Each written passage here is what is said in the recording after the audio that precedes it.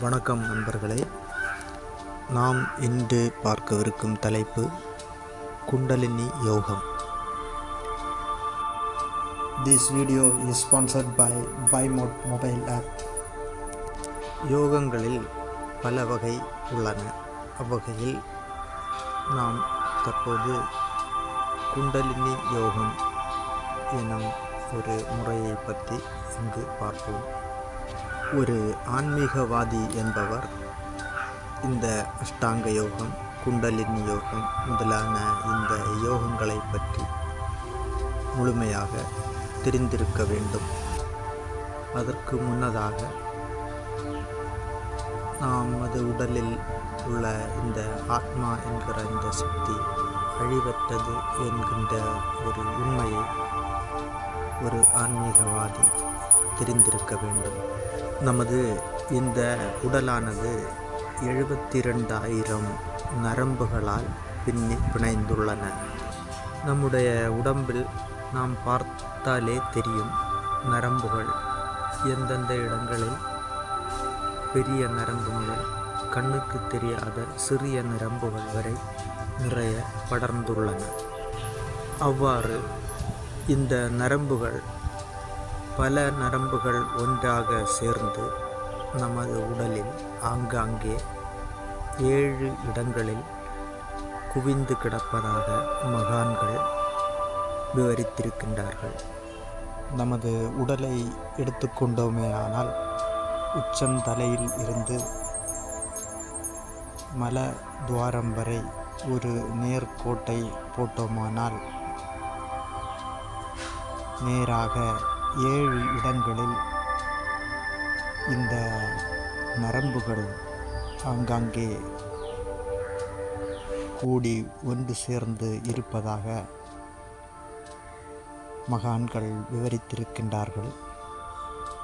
இந்த 72,000 நாடி நரம்புகளுள் மிக முக்கியமாக 7 நரம்பு கூட்டங்கள் ஒன்றிணையும் பகுதிகளை 7 சக்கரங்களாக ஒன்றன் பின் ஒன்றாக வரையறுத்திருக்கின்றார்கள். அவ்வாறு அந்த நேர்கோடு முடிவடையும் இடமாக நாம் நமது மல துவாரத்தை எடுத்துக்கொண்டோமேயானால் இந்த மல துவாரத்திற்கும் பிறப்புறுப்பிற்கும் இடைப்பட்ட பகுதியில் ஒரு சிறு நரம்பு கூட்டம் கூடுவதாக விவரித்திருக்கின்றார்கள். அந்த இடத்தை மூலாதாரம் என்கின்றோம். அடுத்ததாக அதற்கு மேல் சற்று பிறப்புறுப்பிற்கும் நமது தொப்புளுக்கும் இடைப்பட்ட பகுதியை சுவாதிஷ்டானம் என விவரித்திருக்கின்றார்கள். அந்த இடத்திலும் ஒரு சில நரம்பு கூட்டங்கள் கூடுவதை பற்றி விவரித்திருக்கின்றார்கள். அடுத்ததாக தொப்புளுக்கு சற்று அருகே மீண்டும் ஒரு சிறு நரம்பு கூட்டங்கள் கூடுவதாக விவரித்திருக்கின்றார்கள். அதற்கு மணிப்பூரகம் என பெயர் சூட்டியிருக்கின்றார்கள். அடுத்ததாக மார்புக்கு மத்தியில் ஒரு சில நரம்பு கூட்டங்கள் கூடுவதாக அதற்கு அநாகதம் என பெயர் வைத்திருக்கின்றார்கள். அடுத்தபடியாக நமது கழுத்து பகுதியான சங்கு இருக்கும் இடத்தில் விசுத்தி என பெயரிட்டிருக்கின்றார்கள். அங்கேயும் ஒரு சில நரம்புகள் சந்திக்கின்றன. அடுத்ததாக நமது புருவ மத்தியில் நெற்றி பொட்டு என அழைக்கும் இடத்தில் ஒரு சிறு நரம்புகள் கூடுவதாக விவரித்து அதற்கு ஆக்ஞா சக்கரம் என பெயரிட்டிருக்கின்றார்கள். அடுத்ததாக உச்சந்தலைக்கு சற்று மேலே ஏறக்குறைய 1 அடிக்கு மேல் ஒரு சந்திப்பு இருப்பதாக விவரித்திருக்கிறார்கள். அதற்கு சகஸ்ராரம் என பெயர் சூட்டியிருக்கின்றார்கள். நமக்கு ஒரு சிறு சந்தேகம் எழும்.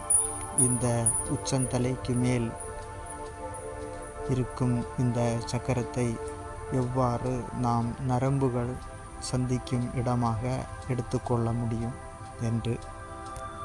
அது ஒரு வெட்டவெளி 1000 இதழ்களை கொண்ட ஒரு சக்கரமாக விவரித்திருக்கின்றார்கள். ஏதோ ஒரு ஈர்ப்பு சக்தி அங்கே இருப்பதாக உணர்ந்திருக்கின்றார்கள். அதற்காகத்தான் அதையும் நமது உடலில் உள்ள 7 சக்கரங்களுள் கடைசி சக்கரமாக அறிவுறுத்துகின்றார்கள். இதை வெளிச்சம் பெறும் இடமாக கருதுகின்றார்கள். இவ்வாறு இந்த நரம்புகள் சந்திக்கும் முக்கியமான 7 சந்திப்புகளை 7 சக்கரங்களாக வரையறைப்படுத்தி இந்த குண்டலினி யோகத்தின் வழி இந்த சக்தியை நாம் முதல் சக்கரத்திலிருந்து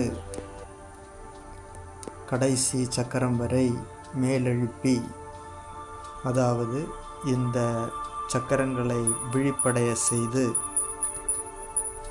ஞானம் பெற்று இறைவனை அடைய இந்த குண்டலினி யோகம் பெரும் பங்காற்றுகிறது. அடுத்த பதிவில் நாம் இந்த குண்டலினி சக்தியை எவ்வாறு ஒவ்வொரு சக்கரமாக எடுத்து செல்வது, எவ்வாறு நரம்புகளை விழிப்படைய செய்வது என்பன பற்றி விரிவாக பார்க்கலாம். நன்றி. This video is sponsored by BuyMode mobile app.